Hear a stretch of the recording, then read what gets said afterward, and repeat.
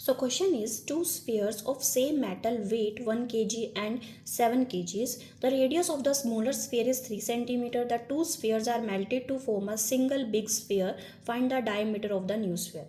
Question क्या है, हमारे पास टू स्फीयर्स हैं, ठीक है, सेम मेटल के हैं, ठीक है, उनका वेट अलग अलग दिया हुआ है बट ठीक है सेम मेटल है, ठीक है, जो क्वालिटी ऑफ मेटल है वो सेम है। ये है, इसका वेट जो दिया हुआ है वो दिया हुआ है 1 kgs और इसका जो वेट दिया हुआ है वो दिया हुआ है 7 kgs।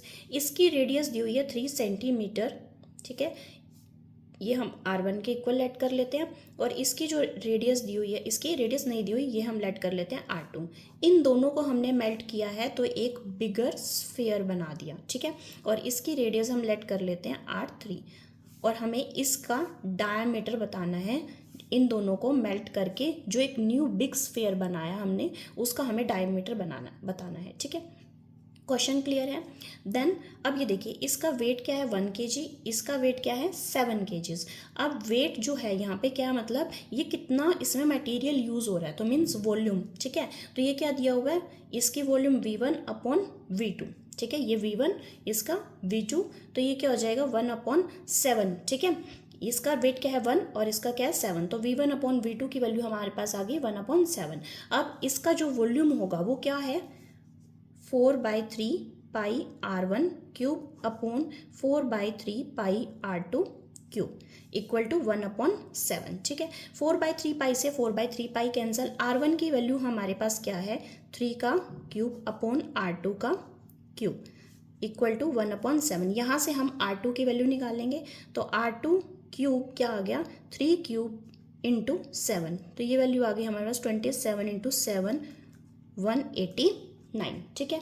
तो R2 क्यूब की वैल्यू हमारे पास क्या आई 189 आई, ठीक है। अब हमें क्या है बोला है कि इन दोनों को मेल्ट किया तो ये बिग न्यू स्फीयर बन गया, ठीक है।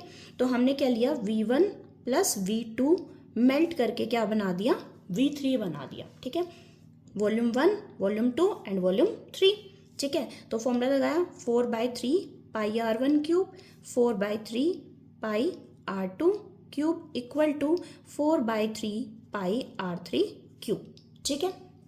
देन 4/3 पाई यहाँ से कॉमन अंदर रह गया, R1 cube plus R2 cube equal to 4/3 pi R3 cube, ठीक है।